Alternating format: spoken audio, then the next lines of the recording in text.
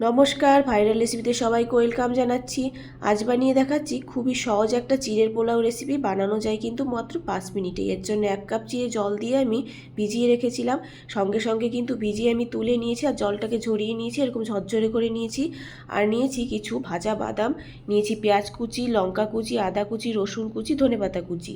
এবার প্যানে দিয়ে দেবো সাদা তেল। সাদা তেলটাকে ভালো করে গরম করে নিতে হবে আর একটুখানি এর মধ্যে লবণ দিয়ে দেবো, যাতে সব কিছু দেওয়ার সময় তেলটা না ছেটায়।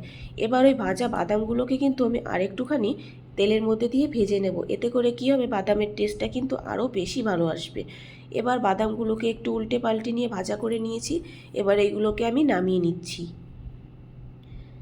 এবার ওই তেলের মধ্যেই পেঁয়াজ কুচি, আদা কুচি, রসুন কুচি আর লঙ্কা কুচি দিয়ে দেবো। বেশি ডিপ ব্রাউন করে ভাজবো না, অল্পই ভাজবো, তাহলেই কিন্তু এর টেস্টটা খুব ভালো লাগবে।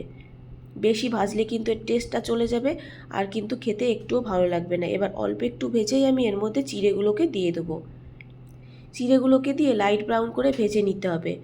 এই ব্রেকফাস্ট রেসিপিটা কিন্তু বাচ্চা থেকে বড় সবারই কিন্তু খুব পছন্দ হয়ে যাবে আর অল্প সময়ে বানিয়ে ফেলা যায়। যদি সময় কম থাকে হাতে তাহলে এটা কিন্তু বানিয়ে ফেলতেই পারো। আর দেখতেই তো পাচ্ছ কিছুই সেরকম দেওয়ার নেই, আর কিন্তু খেতে খুবই টেস্টি।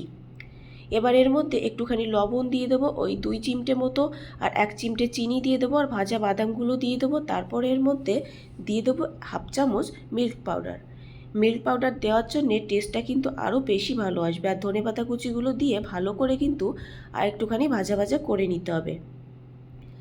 এইভাবে কিন্তু ভাজা ভাজা করে নেওয়া হয়ে গেলে ঝরঝরে চিড়ের পোলাও আমার রেডি হয়ে যাবে। এবার এটাকে আমি কিন্তু নামিয়ে নেব, আর কিন্তু ভাজার বেশি দরকার নেই। এবার এটাকে নামিয়ে নিচ্ছি। এবার একটা প্লেটে সার্ভ করে নেব। প্লেটে সার্ভ করে নেওয়ার পরে এর ওপর থেকে কিন্তু আমি যে লাল লঙ্কার কুচিটা প্লেটে দেখিয়েছিলাম সেটা ওপর থেকে দিয়ে দেবো। এটা সম্পূর্ণই অপশনাল।